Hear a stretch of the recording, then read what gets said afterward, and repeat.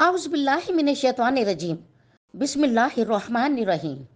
अस्सलाम वालेकुम प्यारे दोस्तों, इस वक्त आप देख रहे हैं वजीफ़ा विद शाज़िया नज़र यूट्यूब चैनल।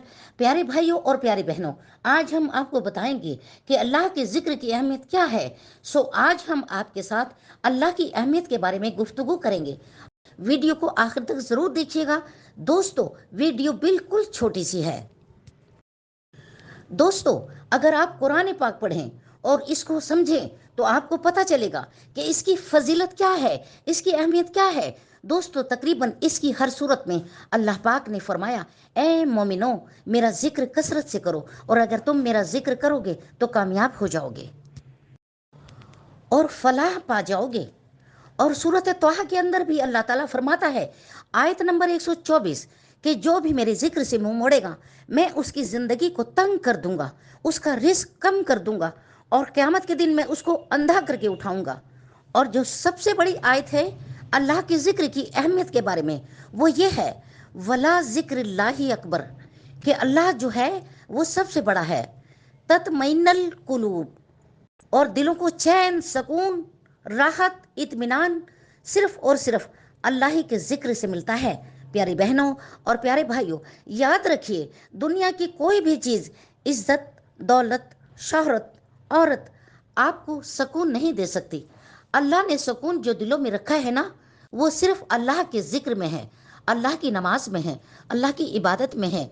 और जिक्र जो है वो आपके दिल में नूर पैदा करता है, और जो नूर पैदा होता है तो वो बाकी जो आमाल हैं, जैसा कि नमाज है, रोज़ा है, हज है, ज़कात है, अल्लाह की राह में जो नेमतें हैं वो गरीबों में बांट दें। बाकी जो अमाल हैं उस पे आप खड़े होने के काबिल बन जाते हैं। जब आपके दिल में नूर ही नहीं होगा, एनर्जी नहीं होगी, इतनी ताकत ही नहीं होगी, आप नमाज पे खड़े हो जाओ, क्योंकि नमाज इतनी आसान नहीं होती। अल्लाह ने फरमाया, ये बड़ी भारी है, पर मोमिनों के लिए नहीं। मोमिन कौन होता है? जिसके दिल में अल्लाह का नूर होता है। ये होती है अल्लाह के ज़िक्र की अहमियत। कुछ लोग कहते हैं, तस्बीह में क्या रखा है, छोड़ो परे। अरे नादान, तस्बीह पढ़ने के फ़ायदे क्या हैं? अल्लाह का ज़िक्र इंसान के हालात बदल कर रख देता है। सबसे ज़्यादा ज़िक्र वो है तस्बीह। फ्रेंड्स, मैं आपको बताती हूँ।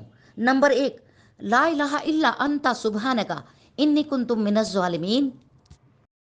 नंबर 2, अपनी ज़बान पर दरूद का विर्द रखें। नंबर 3, तीसरा कलमा, इसकी एक तस्बीह पढ़ें। नंबर 4, अल्लाह के पाक और ताकतवर 3 नाम, या रहमान, या रहीम, या करीम।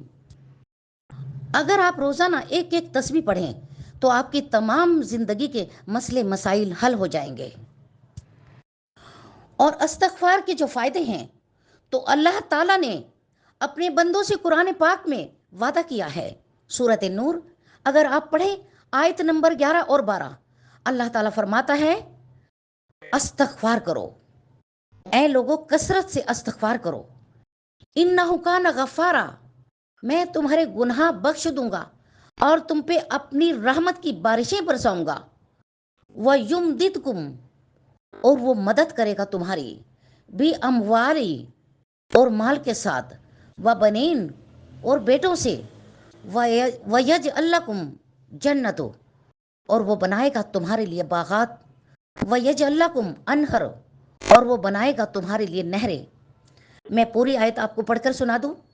इन्नहु कान गफ़ारा व युमदिदकुम भी अमवाली व बनीन वयजअल लकुम जन्नतु वयजअल लकुम अनहर।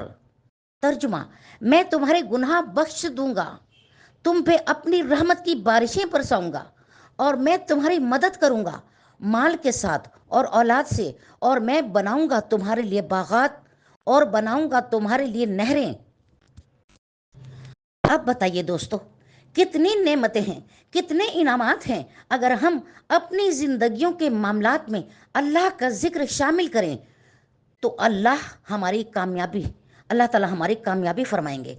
फ्रेंड्स, दुआओं में याद रखिएगा। नेक्स्ट वीडियो के साथ इंशाल्लाह फिर आपके साथ कांटेक्ट होगा। अल्लाह हाफिज़।